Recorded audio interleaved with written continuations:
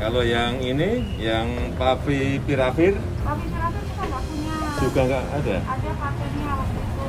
Terus kalau vitamin D3 ada. Vitamin D3 yang 1000 ada. 2-3 hari, 1 minggu ini juga sama. Di negara lain juga lompatan eksponensial terjadi di Inggris, di UK, kemudian di Israel yang sebetulnya sudah turun, kemudian melompat lagi. Inilah yang saya sampaikan, kita harus hati-hati, kita harus tetap waspada, kita tidak boleh keliru.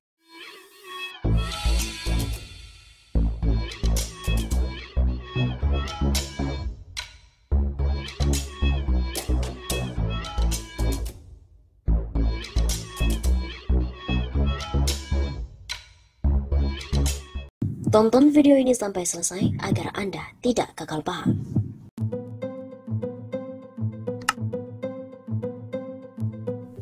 Jokowi sebaiknya mengibarkan bendera putih. Bukan semata beratnya pandemi yang harus ditangani dengan serius dengan dana yang besar, tetapi tingkat kepercayaan masyarakat yang sulit untuk didongkrak untuk meningkatkan kewibawaan pemerintah yang menjadi problem terbesar dalam pengelolaan negara. Sementara soliditas kabinet juga nampaknya semakin mengendur. Kecenderungan pemerintahan Jokowi yang kekiri-kirian membuat rakyat resah. RRC bukan sahabat baik bangsa kita, walaupun pengaruhnya tak bisa dinafikan. Ucapan selamat ulang tahun kepada Partai Komunis Cina atau PKC oleh seorang ketua umum partai politik telah menuai kritik dan kecaman. Komunis masih menjadi musuh berbahaya bagi negara Republik Indonesia. Desakan untuk mundur dari jabatan presiden mulai terdengar dan semakin ramai. Tentu belum dalam bentuk aksi lapangan. Mungkin karena faktor pandemi yang masih menakutkan. Meskipun demikian, semangat perubahan itu cukup kuat bagai api dalam sekam.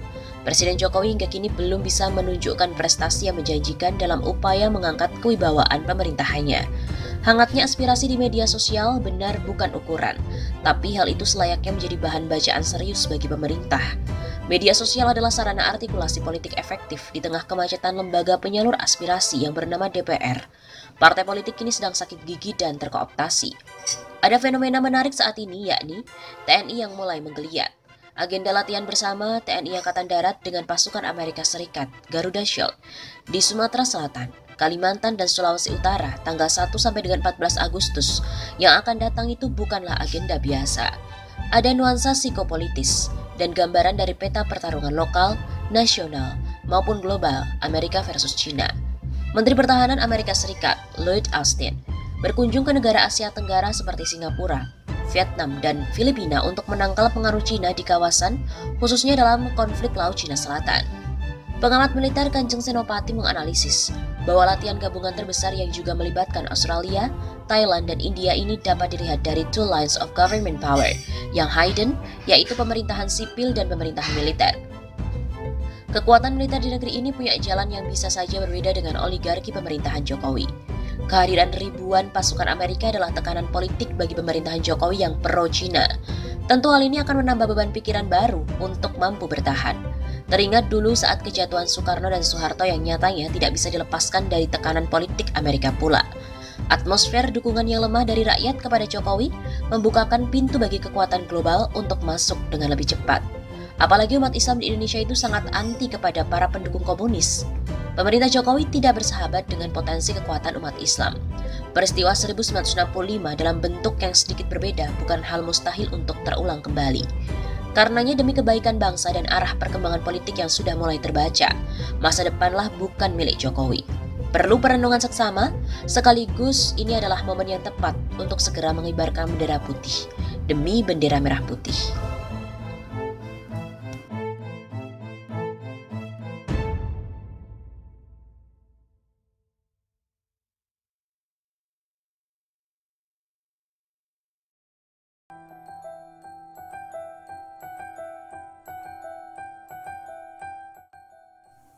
PPKM lanjut atau Jokowi turun.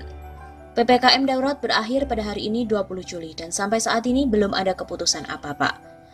Sebelumnya telah muncul rencana perpanjangan hingga akhir Juli atau lebih, sebagaimana dikemukakan oleh Menko PMK Muhadjir Effendi dan Menteri Keuangan Sri Mulyani.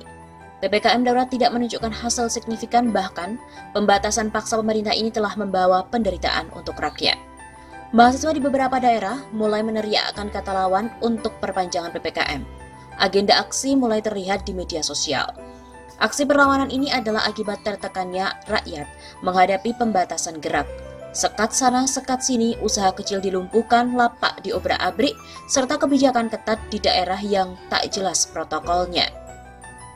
Bagusnya, beberapa pendukung presiden telah ikut teriak pula agar Jokowi tidak melakukan perpanjangan PPKM. Denny Siregar, Ade Armando diantaranya, entah sebagai proposal, kesadaran baru atau karena ikut terobrak-abriknya lapak mereka akibat PPKM. Nyatanya penderitaan itu kini terasa menyeluruh. Luhut sang jagoan juga mencoba meminta maaf pada rakyat atas ketidakmampuan mengatasi pandemi. Jokowi kumat lagi penyakitnya. Dalam situasi darurat masih sempat-sempatnya melakukan akting pencitraan, belusukan malam-malam, bagi-bagi obat dan juga sembako. Mengagetkan pula, ternyata Jokowi terang-terangan mencanangkan herd immunity. Pola penanganan dengan cara membiarkan masyarakat saling menularkan demi imunitas. Sungguh semakin kacau pola penanganan pandemi di bawah komando Panglima tertinggi Jokowi ini. Semua coba-coba, PSBB, New Normal, PPKM darurat, lalu apa lagi?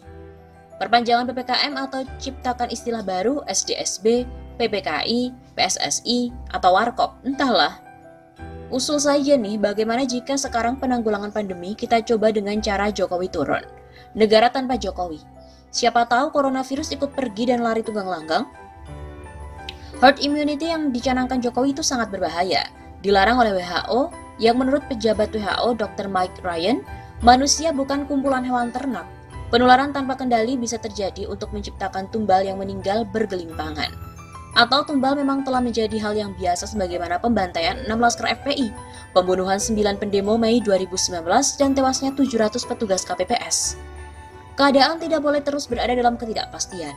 DPR, DPD, dan MPR juga harus segera mengambil tindakan dengan langkah-langkah politik yang penting serta berguna. Jangan diam 1000 bahasa di tengah penderitaan rakyat yang semakin berat.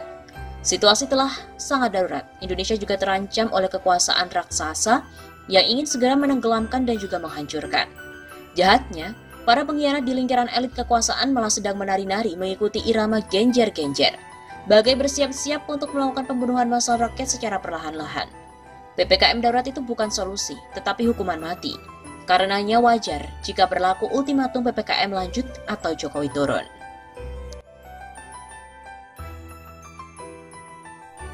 PPKM lanjut atau Jokowi turun. PPKM darurat berakhir pada hari ini 20 Juli dan sampai saat ini belum ada keputusan apa-apa. Sebelumnya telah muncul rencana perpanjangan hingga akhir Juli atau lebih, sebagaimana dikemukakan oleh Menko PMK Muhadjir Effendi dan Menteri Keuangan Sri Mulyani. PPKM darurat tidak menunjukkan hasil signifikan, bahkan pembatasan paksa pemerintah ini telah membawa penderitaan untuk rakyat.